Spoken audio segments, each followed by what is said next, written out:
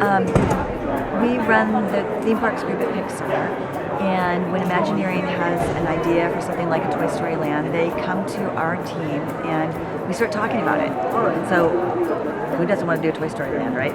So we gather up the filmmakers, people that worked on all 3 movies, and we sit with Imagineering and we start to come up with ideas.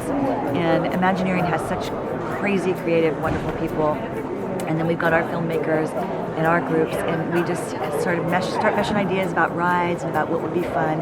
And so it goes from there.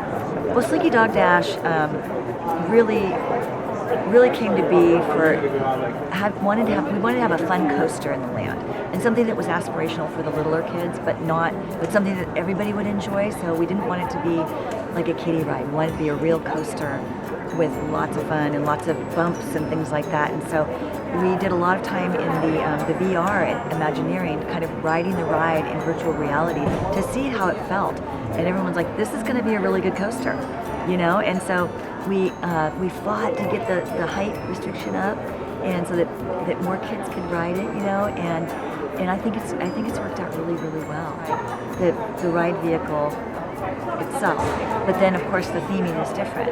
And so what we did with Aliens is we took one of our production designers from all the Toy Story movies, and he designed those like a toy and helped us out with it. Our sculptor from Pixar helped too, and then we worked with all the ride people and creatives from the Imagineering side and came up with this great little design. And of course you always think it's going to take just a minute to do these things, but it was lots of early mornings of getting up together and kind of working with the ride design people to come up with the right thing. Because of course when we design a character, we don't think about someone coming and sitting on it or inside of it, right? So it's just a whole different deal. Well, I mean, and this is a place where Andy is a little bit older than probably Toy Story 1. We have to kind of ride the sweet spot of where is Andy at this time in his life. And it may not be the same as in one of our movies. It's kind of maybe an in-between time. And so, but this is his backyard. He's got his toys set up, and so you'll notice some of the details, maybe even in the coaster, where his riding is a little more mature looking, perhaps than the Andy on the bottom of his boot, because maybe he did that when he was younger, you know. And some of the way that he set up the Slinky box is so tidy. The way that he's sort of placed things is kind of thoughtful. Maybe he's a little bit older, you know. So we're like, where is Andy in his life, you know? And so we kind of just take it and make it its own time. And this land, I mean, is 11 acres. So I was concerned, I'm like, oh my gosh, are we going to be able to fill this up?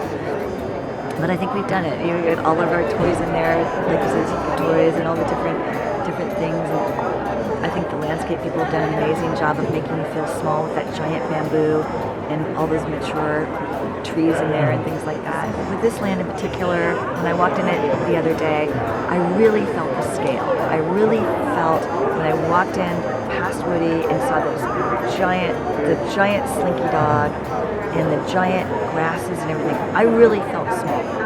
And so I'm like, wow, it really works. And I felt surrounded by this, immersive experience in our characters coming to life. And I think that was the greatest feeling.